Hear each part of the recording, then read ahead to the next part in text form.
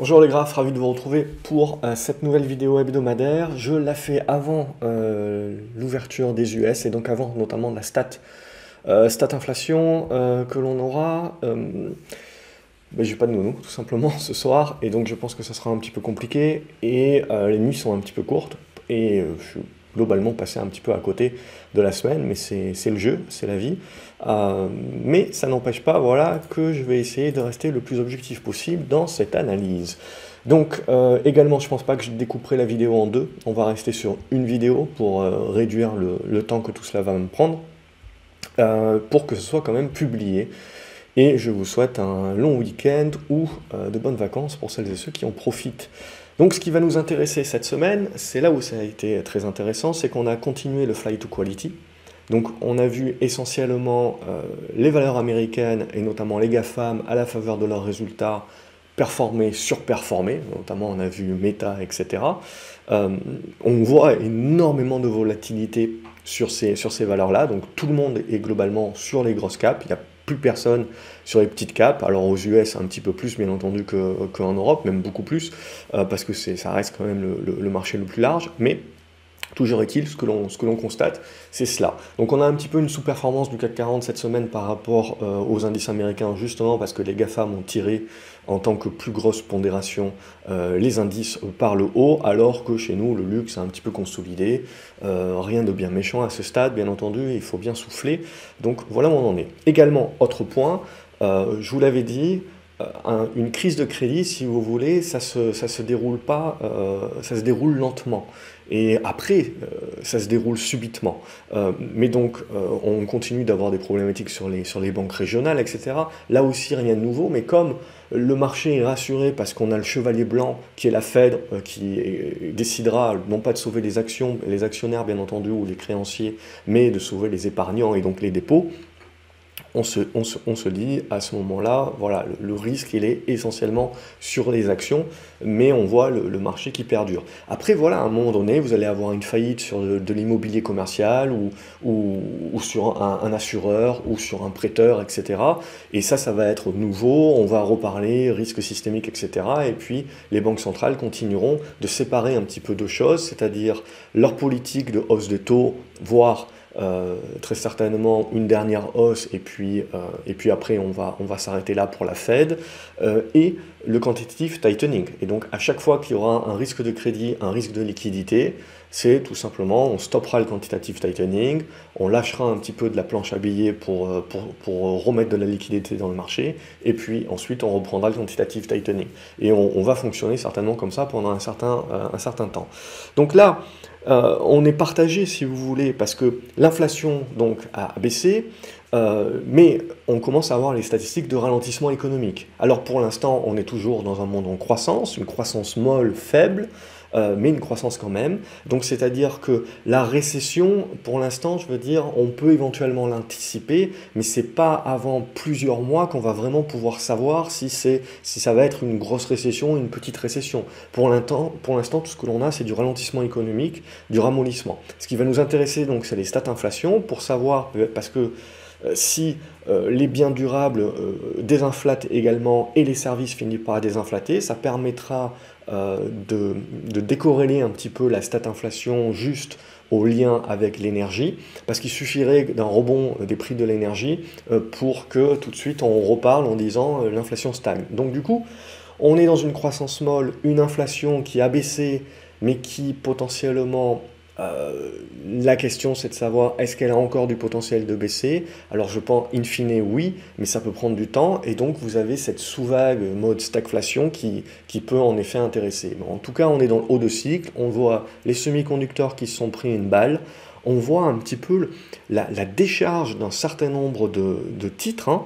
On a vu ST Microelectronics hier par exemple, c'est-à-dire que les résultats sont très bons, mais il suffit à un moment donné de dire voilà, on commence à stagner. En plus, on le savait déjà que ça stagnait sur l'électronique grand public, ce qui me fait dire qu'il va falloir surtout attendre les résultats d'Apple la semaine prochaine, le 4 mai, pour voir un petit peu comment Apple s'en est sorti, pour voir surtout ce qu'on va en penser le marché en tant que plus grosse pondération. C'est là où ça va être très important pour la suite également, alors que la majorité des GAFAM ont été plutôt bonnes élèves. potentiellement le verre est dans la pomme.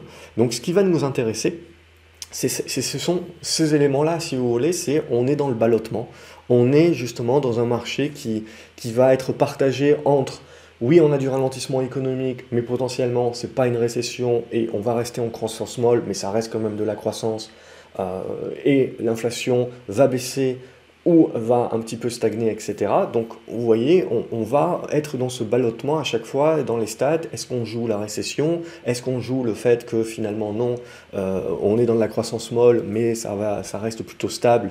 Et donc, si l'inflation reste stable aussi, on a un petit peu de stagflation.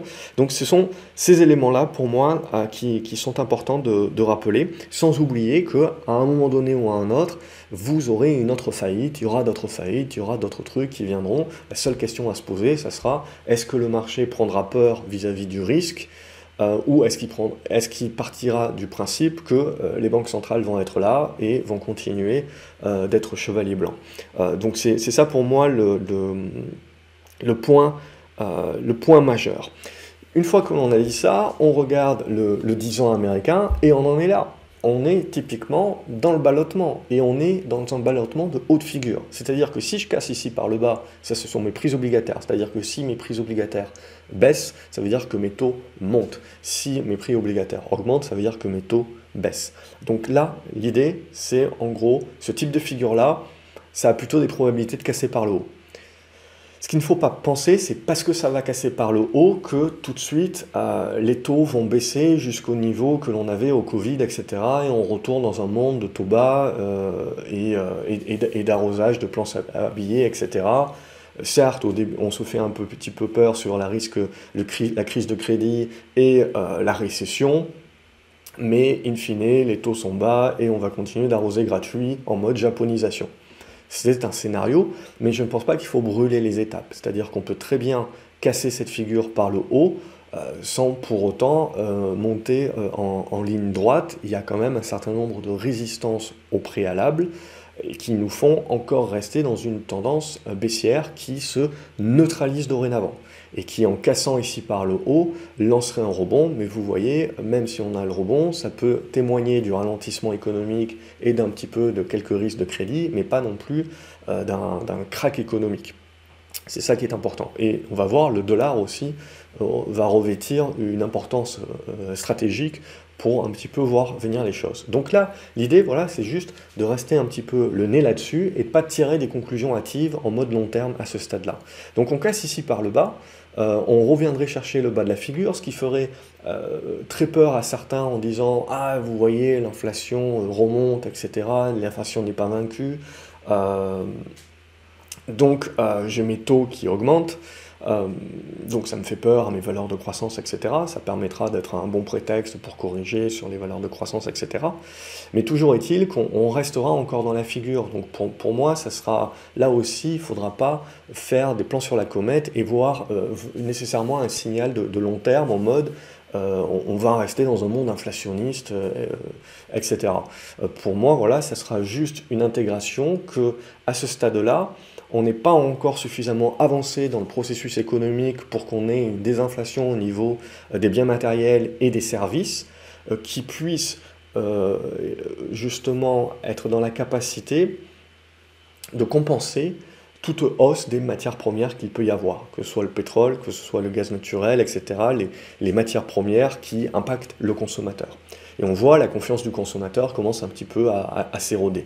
Donc, ce qui fait que c'est l'électronique grand public, naturellement, c'est le premier truc dans la chaîne de valeur qui prend. Et ensuite, on commence à attaquer le B2B. Donc, c'est ça qui nous intéresse ici. Et on voit, tant qu'on n'a pas de décision, en fait, c'est l'élément parfait pour les marchés, parce que tant que vous n'avez pas une décision avec une nouvelle volatilité qui est créée, c'est un petit peu le pas de nouvelles, bonne nouvelle, si vous voulez, pour les marchés. C'est-à-dire que ça ne s'est pas encore décidé, et à ce moment-là, tant que vous n'avez pas de volatilité, vous n'avez pas de crainte ou de peur. Donc il n'y a pas de volatilité sur les marchés aussi. Et quand je parle vraiment de volatilité, c'est de la nervosité plus que de la volatilité. Mais ce que l'on voit également sur les marchés, c'est que tout le monde est un petit peu sur les mêmes valeurs. qui sont des grosses valeurs, et donc on a une illusion des indices, parce qu'on a énormément de valeurs qui, elles, ont déjà bien corrigé, sont déjà dans des tendances baissières, et c'est moins jojo, ok? Et on voit que ce qui nous a tiré un petit peu sur le secteur technologique, les semi-conducteurs, ben là aussi ça commence à tirer la langue, ça commence à tirer la gueule, ce qui plus est, donc ceux qui ont une part non négligeable de leur chiffre d'affaires lié à du grand public. On a vu les résultats de Samsung, etc. Voilà, ça commence un petit peu à tirer la langue. Donc la question c'est, est-ce qu'Apple va tirer son épingle du jeu ou pas, en ayant augmenté les prix, etc. Est-ce que ça va compenser les baisses de chiffre d'affaires? Ça va être ça. Et est-ce que ça va satisfaire le marché? Et comme il ne donne pas de guidance, si vous voulez, voilà, il ne donne pas de prévision, Apple, c'est ça voilà, où le marché décidera. Donc il faudra faire attention.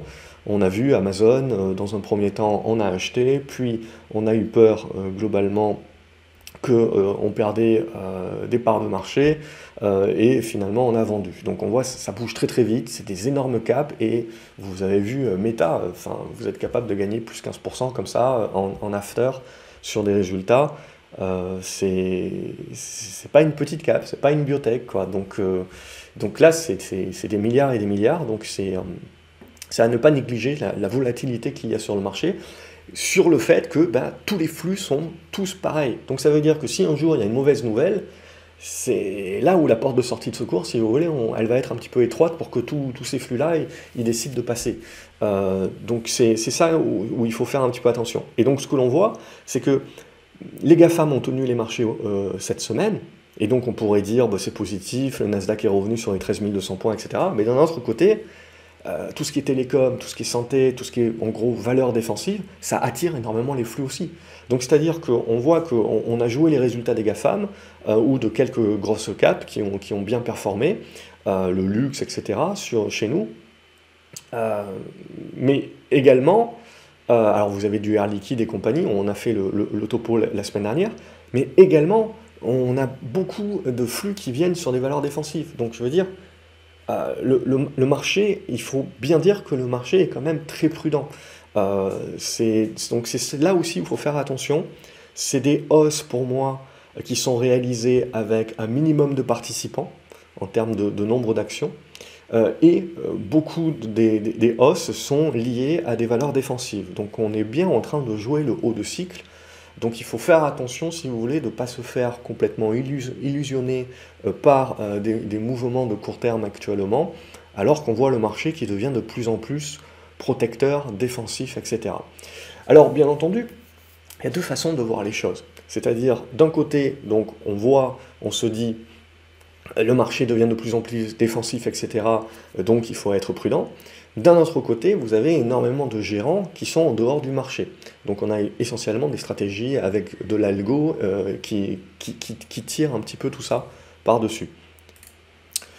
Mais d'un autre côté, comme vous avez énormément de gérants qui sont en dehors du marché, si les marchés continuent de monter, alors essentiellement les grosses caps, à un moment donné, si vous voulez, ils ont besoin de faire leur perf aussi. Et ils peuvent avoir eux aussi le FOMO, c'est-à-dire le besoin de devoir rentrer, de devoir acheter le marché, non pas parce qu'ils pensent que c'est une occasion en or, etc., mais parce qu'ils sont obligés d'aller finalement pourchasser de la performance, pour pas être le dindon de la farce à devoir expliquer aux clients à la fin de l'année qu'ils n'ont pas participé à la hausse du marché parce qu'ils pensaient qu'il allait y avoir une récession, etc., et qu'en gros, ils ont joué la protection. Donc, à un moment donné, si vous voulez, les gérants aussi sont obligés de suivre. Donc là, comme vous avez énormément de gestions qui ont repris du cash, etc., vous pouvez avoir ce besoin de flux également qui peut revenir sur le marché en mode FOMO. Bon, c'est pas ma thèse privilégiée à ce stade-là, mais il ne faut jamais oublier que sur du court terme, l'inefficience du marché est liée à ces besoins souvent que le cash a besoin de s'investir, que le marché soit cher ou peu cher, etc. Par contre, ce qui est intéressant, c'est que vous avez toujours un marché américain qui est assez cher et un marché européen qui est toujours peu cher. Donc vous avez cette diversification également qui peut pousser un certain nombre de flux qui étaient surinvestis sur les US à venir un petit peu s'investir ailleurs pour jouer un petit peu le côté « ok, oui, j'achète, je continue à investir sur le marché action » qui peut revêtir un certain risque, mais je le fais de manière à aller chercher une marge de sécurité, un socle fondamental, en allant acheter des valeurs qui sont relativement, on va dire, sur mon analyse, peu chères, etc. Donc ça aussi, voilà, c'est quelque chose qui, tant que vous êtes dans un marché qui est en ballottement et qui est en attente d'une transition, si vous voulez, à savoir qu'est-ce qu'on va privilégier pour la suite, on en est là. Et après, on aura, je pense, des vraies tendances qui se mettent en place avec du consensus et quelque chose de plus puissant. Mais voilà un petit peu pour l'idée. Si on va regarder maintenant du côté du Brent, le Brent, lui, il est revenu chercher les supports, donc il joue à fond la carte ralentissement écho. Mais pour autant, ce n'est pas une tendance baissière. Il faudra recasser ces 70 $ par le bas pour vraiment jouer le coup de la tendance baissière. Mais on est dans une espèce de neutralité. En gros, je veux dire, entre 70 $ et 90 $, le prix du pétrole, ça convient un petit peu à tout le monde. Donc potentiellement, tant qu'on n'a pas une crise de crédit qui pousse vraiment à penser qu'on aura une récession dure, hard landing, etc., le pétrole risque de continuer de zigzaguer, même si la tendance est négative, hein, la tendance est baissière, mais il faudrait vraiment lâcher les 70 $ pour accélérer peut-être le mouvement et aller chercher les 60 et retracer à peu près la moitié du mouvement haussier que l'on a eu depuis les bas du Covid. Mais pour moi, voilà, ça aussi, c'est assez transitoire ce qui se passe sur le pétrole, mais ça a un impact, bien entendu.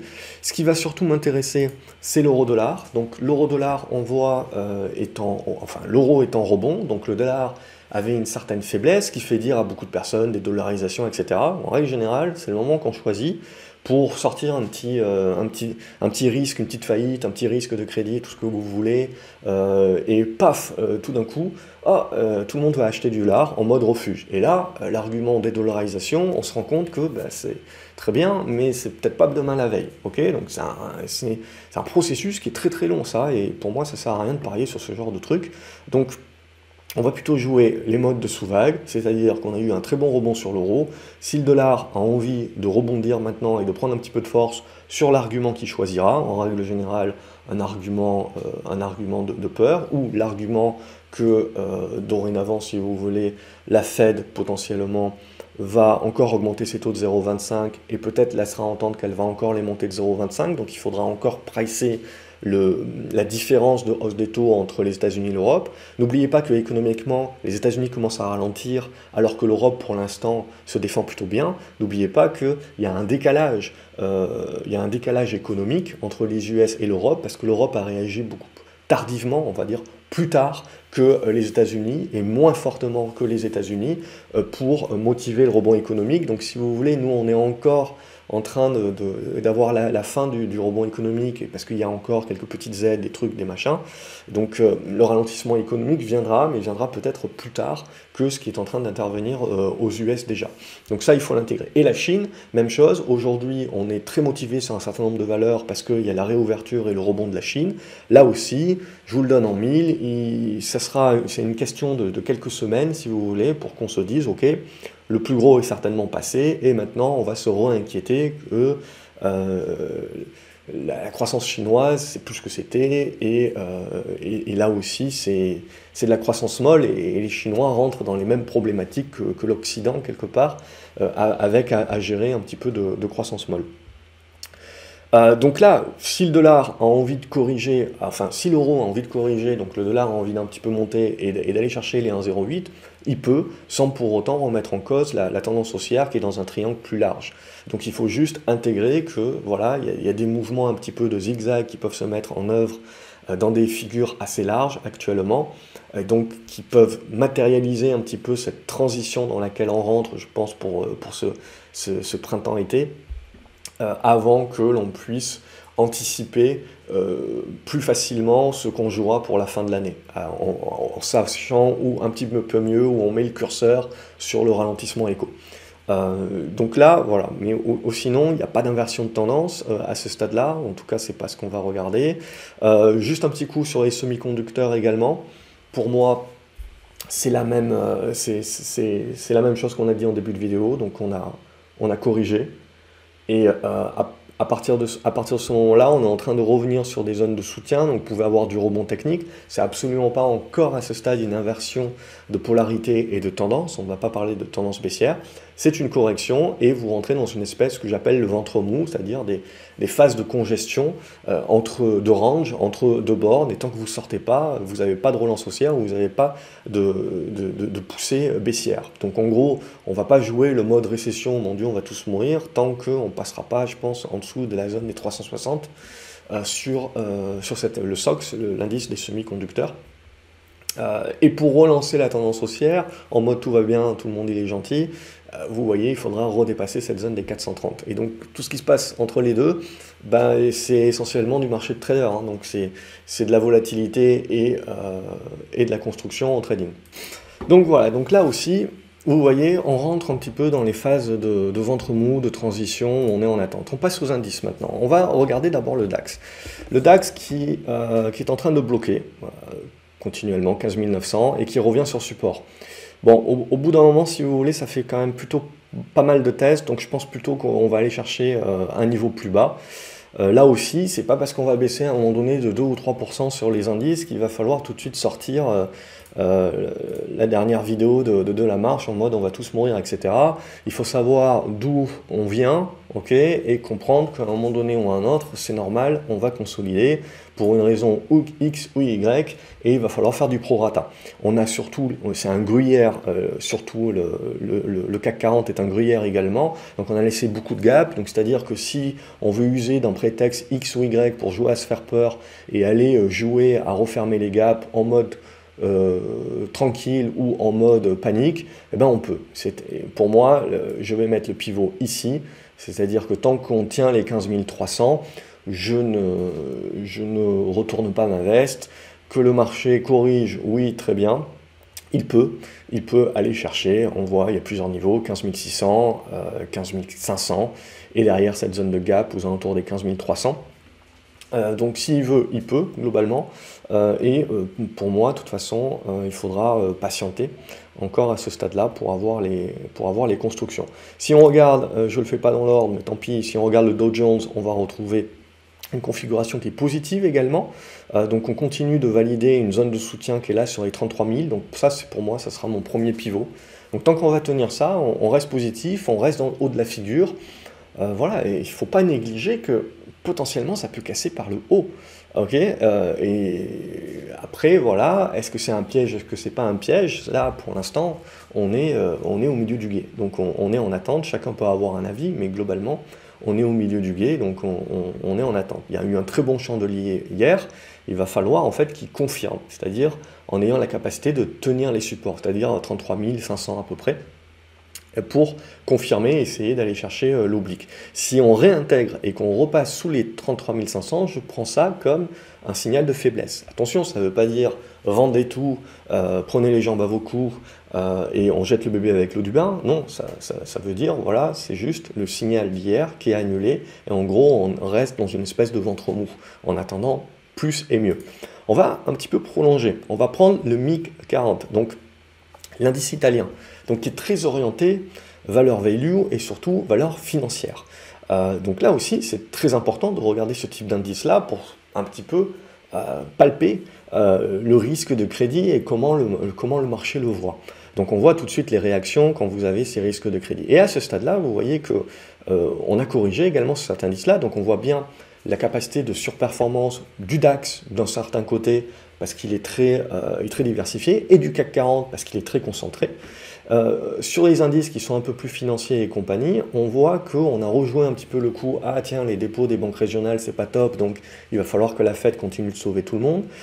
Mais en gros, on est revenu sur l'ancien support. Donc il y en a certains qui vont une épaule tête épaule inversée, c'est-à-dire que si ça casse par le haut, c'est le FOMO dont on parle éventuellement qui peut rentrer en ligne de compte.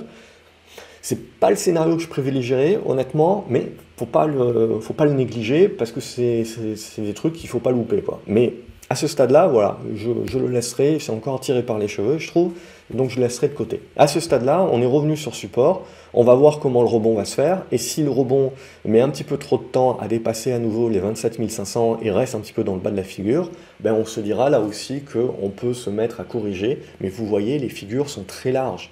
Donc avant de parler de retournement baissier sur l'indice italien, il faudrait, vous voyez, passer en dessous des 25 000 points. Donc ça peut prendre tout ça, ça peut prendre beaucoup de temps, mais en aucun cas annuler à ce stade-là encore les mouvements qui ont été initiés depuis octobre-novembre. Donc si vous n'avez pas une météorite voilà, en mode crise de crédit qui vous tombe sur le coin du museau, c'est des choses qui peuvent mettre du temps à se construire. On va maintenant regarder le CAC 40. Alors ça c'est le FCE, mais on va regarder le CAC 40 classique. Et on va retrouver à peu près la même chose que le DAX. C'est-à-dire une petite consolidation, mais à ce stade-là, le fait qu'on revient chercher l'ancienne résistance qui devient support aux alentours des 7390. Donc tant qu'on va tenir cette zone-là, bon, on reste OK. Là aussi, ça peut tergiverser comme ça, ou on peut décider de corriger un petit peu plus fort et aller chercher 7003, voire 7250. Là aussi, on a laissé pas mal de gap. Je pars du principe, comme sur le DAX, que tant qu'on ne passera pas en dessous des 7150 points, il n'y a pas matière, d'un point de vue moyen terme, à commencer à parler de retournement de ce qu'on a construit, etc.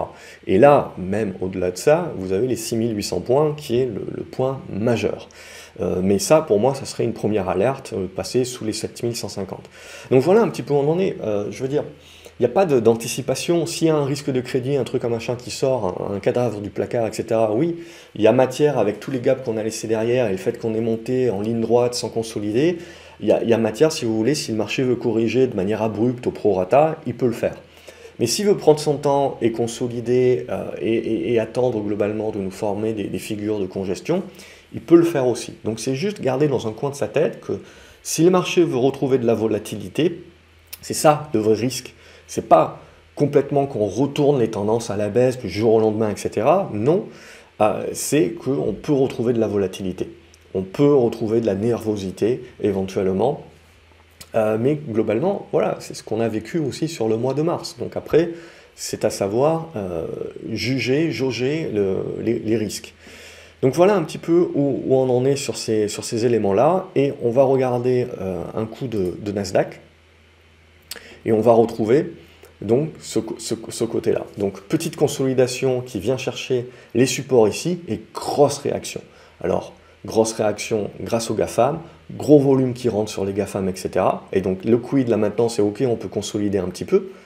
Mais si on reste au-dessus des 13 000 points, je vais arrondir, on se remet dans le haut de la figure, et donc le jeu maintenant, et c'est Apple qui déterminera le jeu, et ensuite la Fed, la cassure des 13 200 points peut nous réouvrir le scénario d'aller chercher 13 500 à 13 700. C'est pas du tout impossible, et je dirais que c'est le scénario qu'on va garder à l'esprit tant qu'on va tenir les 12 900, 13 000 points. Si on repasse maintenant sous les 12 900, 13 000 points de manière très rapide, c'est-à-dire cette séance ou celle de lundi, alors lundi c'est férié en France, mais les US sont ouverts, c'est ça qu'il faudra l'interpréter comme une faiblesse, qui ne sera confirmée que lorsqu'on lâchera les 12 700 en gros. Et là, on se dira qu'on va aller chercher une zone comprise entre 12 500 et 12 400. Mais même chose, je veux dire, la tendance, elle est haussière sur le Nasdaq. On ne va pas retourner la tendance du jour au lendemain comme une crêpe. Le seul truc, c'est que comme on est monté très vite, très haut, assez fortement et avec des consolidations assez restreintes, vous pouvez avoir des accidents de volatilité qui interviennent. Mais qui, à mon sens, demanderont ensuite du temps de construction pour qu'on puisse se dire oui, ça a la possibilité de retourner le marché, mais pas comme une crêpe. Donc là, voilà, pour moi, je me garderai bien, si vous voulez, de jouer le fait que le marché va se casser la gueule du jour au lendemain, etc. Donc ce que je regarde, voilà, c'est ça. Pour moi, c'est un niveau majeur, 12 900, 13 000.